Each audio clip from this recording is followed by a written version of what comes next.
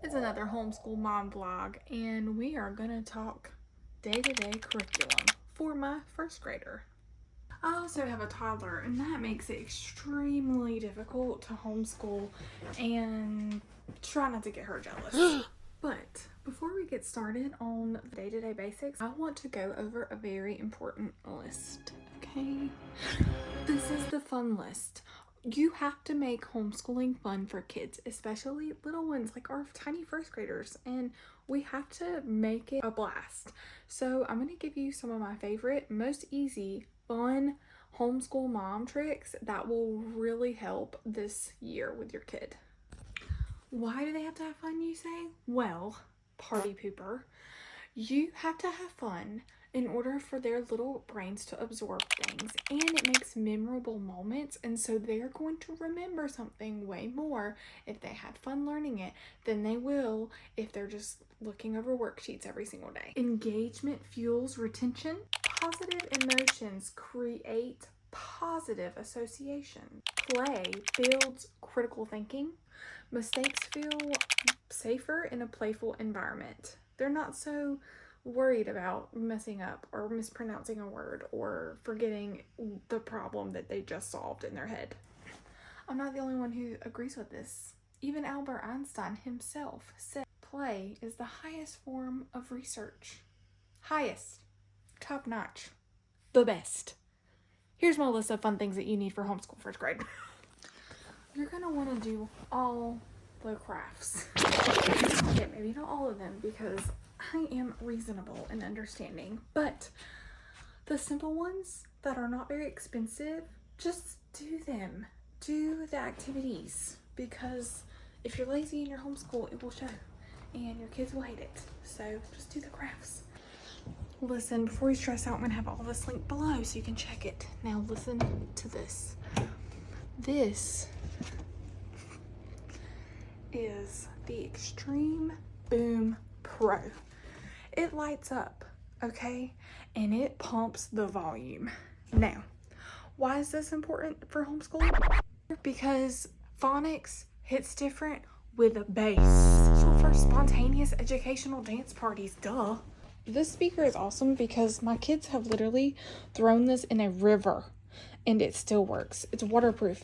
Now, you don't have to get the same one that is built like a tank.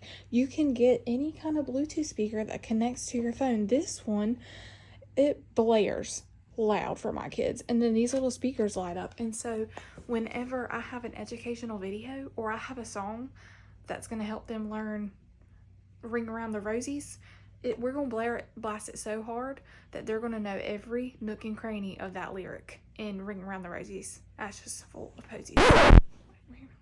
Because we're going to blast it to the house. Our neighbors are going to know. They're going to learn how to read today, okay? So get a Bluetooth speaker just for school. I know it sounds silly, but if it's the kids' Bluetooth speaker, put it somewhere where they know. They will literally ask you, Mom, can we do the speaker today? The next thing on our list is a megaphone. It actually will repeat something that you record, which is helpful, and it's helpful for announcing things in a different voice. This is what I'm talking about right here. So this little megaphone, you turn it on. I pledge allegiance to the flag of the United States of America. But you can talk in different voices, and you can tell them to be quiet and listen with this megaphone.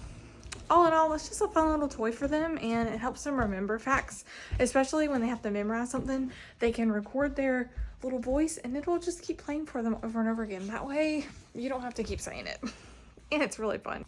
This is pretty obvious, but fun pencils and pens. Something interesting. You don't have to use the regular number 2 pencils. You can use fun ones. Things, little prints that they like. And it just really helps make their day. And I even have a pack of gel pens that they can use to color pencils instead of just the regular crowns. Just something to shake it up a little bit. Mom. You reading a book? Mom. What? Mom. Got a sticker on it. Good. The other thing is fun activities with the the learning. Like right now we're in first grade. So we have this whole circle time center that we use for kindergarten when we actually used to have a letter of the week and we used to do the colors of the week, but now we kind of change them out with things we do every day. And so we do the time. We talk about the time. We practice the time.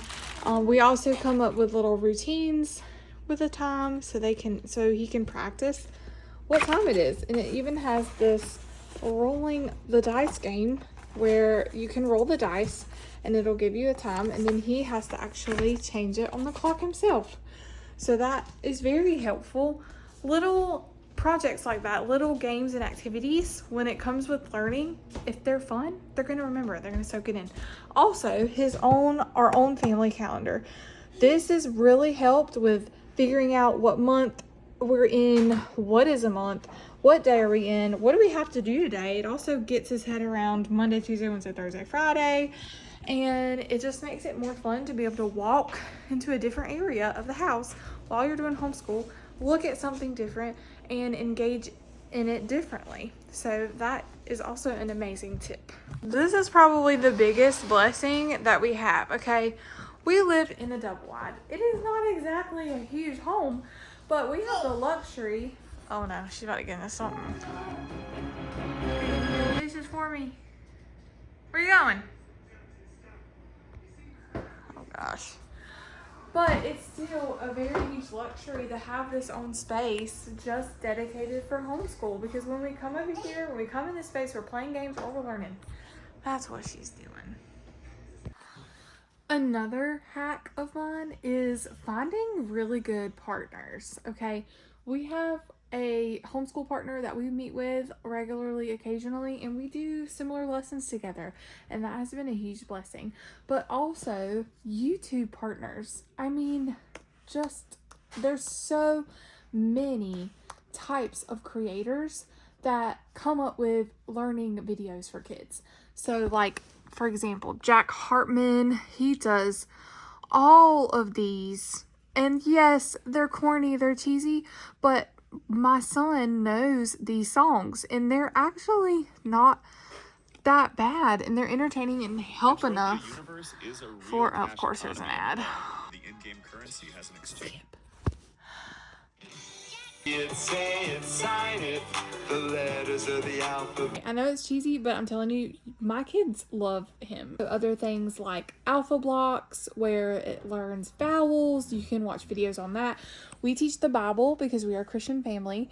So we look up kids' Bible stories based on what reading we have. We look up, if we're learning about worms in the ground that day, I will search in YouTube videos about worms for kids, and you will be so shocked. And I add those to my curriculum. I just do a little search and I add some music in the beginning of the day or a video that goes with our lesson, and that's kind of how we kickstart our morning, is some media and some excitement and some games. And then I'll incorporate a video halfway through when they're starting to get really glazed over. Oh, and also little workout videos for kids. Yes, they have them. So whenever my son is struggling so hard and he's just like, needs to move around, I will straight up throw this Tabata workout on for him. Where is it? It's one of our favorite Tabata. And we will stop and I will say, all right, it's time for Tabata. And then we will literally throw on this Tabata song. And he will run through the house with this. So we will do a Tabata exercise or something similar like it, or there's a bunch of videos on there where they'll jump and move out of the way. The trampoline's out back, and we will stop and we'll take a second to move his little body, because I know that when his attention span is all over the place, he's squirming and he's like laying around, and it's time for his body to move, and it's time to get that dopamine rush hit and him to get excited. And just when he does that, I see the biggest improvement in his focus after doing something physical. So that has also been, and it's so much fun, and he is having fun during school. So, but a typical homeschool day for us starts with the speaker, and we do a fun song, and we do an activity, we do a worship song, a Bible story, and then we go to the next thing. So we follow our curriculum, which we use My Father's World.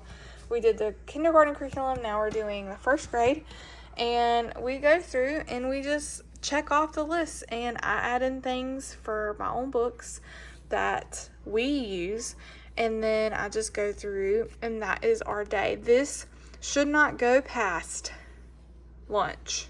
We are usually done by 10 a.m. We usually start no later than 7 a.m. So that's with a break, that's with dance parties, you know, all the things. And we incorporate flashcards. We've got number lines with expo markers. We just try to make it really exciting, but consistent in a routine. And so far, it's been the best 2 weeks that he's had in homeschool. And that's just from incorporating little fun things here and there. And so all of his curriculum books, everything that he would need for the whole week, the whole curriculum is on this shelf. And so everything is here, and then little loose sheets when we use, like, so I use little supplemental sheets. Anything that I want to use there, I include in my little Monday, Tuesday, Wednesday, Thursday, because we are off Fridays. Hallelujah. And then this is where we keep our verse that we're learning, and then history. Right now we're doing history, his story, God's story, history of the Bible, and just going through stories there. And then we're talking about King Solomon. Shout out to Rainy on the Vine, which is why we're doing King Solomon. And yeah, just talking about that. So we have our other things on the wall, our Pledge of Allegiances to the flag, Christian flag. We have this little board for Goody. One thing that has been extremely helpful is anything that I do for Camden, I will do in a mini version for Camden. If I'm giving Camden a first grade worksheet, I'm giving her a preschool worksheet. She might just scribble on it. Yeah. She might just scribble on it and nothing really happens with it, but she just wants to be doing the same things that we are doing. And so if I offer her preschool substitutions, she's very happy and loves it, and also loves school, and she gets excited just as much as we do. No, my Goody. What you want, honey? So yeah, and then we do our reading time here when Cam reads to me now, which is crazy. And then this is where we do our school. It gets pretty messed up in here over time. And down here is where all of our fun pins are. We hadn't unpacked some of this stuff. That's why this bin is kind of a mess. But I also offer, yeah, you want to color? Also offer some like busy activities for Graceland in here, just to have backups, because she gets bored pretty quickly, as you guys know. So, but yeah, that is pretty much our day-to-day for school. Nothing crazy. The biggest upgrades have been the fun things that we added this year that we didn't have last year, and that has been an absolute game changer. So let me know if you're a homeschool mom, what tips do you have for others? Have you been doing this for a while? Are you new? Are you thinking about it? I wanna know. But I appreciate you guys watching this vlog, and I hope that you have a good day and that these tips helped you out. And I'll see you on the next vlog.